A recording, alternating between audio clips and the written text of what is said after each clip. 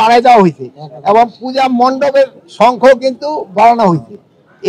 এর আগে গত 15 বছর ছিল 2 কোটি টাকা সরকার দিত, কিন্তু এবার কিন্তু সরকার 5 কোটি টাকা সরকার দিছে। গতবার ছিল 4, এবার 5 কোটি টাকা সরকার দিছে। এই জন্য এরপরে যদি কোনো রকমের কোনো ধরনের থাকে, প্রয়োজন থাকে, আমরা অবশ্যই দেখব।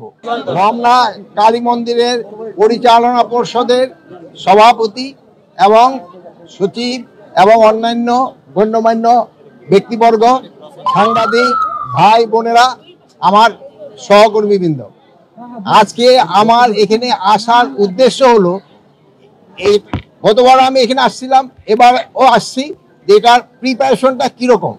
আমি দেখলাম প্রিপারেশন বেশ ভালো হয়েছে এবং আপনাদের আমি আশ্বস্ত করতে চাই, গতবারের চেয়েও এবার পূজা আরো ভালোভাবে হবে। এটা খুব উৎসব মুখর হবে এবং সবাই এটার পবিত্রতা বজায় রাখবে। প্লাস আপনারা জানেন পূজা যেন নির্বিঘ্নভাবে হতে পারে, এই জন্য আমরা একটা কিন্তু নতুন অ্যাপও খুলেছি, কোথায় কি ঘটবে এটার সাথে সাথে যেন জানা যায়।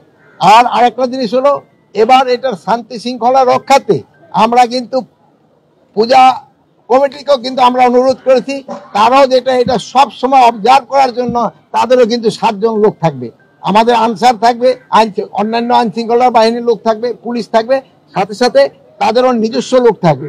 কোনো 24 ঘন্টা এটা পুরো অবজারভেশনের ভিতরে থাকবে। মানে এটা অবজারভেশন কিন্তু শুরু হয়ে গেছে, মানে পরিচালনা পর্ষদ দিয়া কিছুদিনের ভিতরেই কিন্তু আইন শৃঙ্খলার বাহিনীও লোক চলে আসবে। কিন্তু আপনাদেরকে আমি আমার সবচেয়ে বেশি অনুরোধ হলো, এটা পবিত্রতা আপনারা রক্ষা করবেন এবং সব ভালোভাবে যেন সবাই এটা উদযাপন করতে পারে, এটার দিকে খেয়াল করবেন।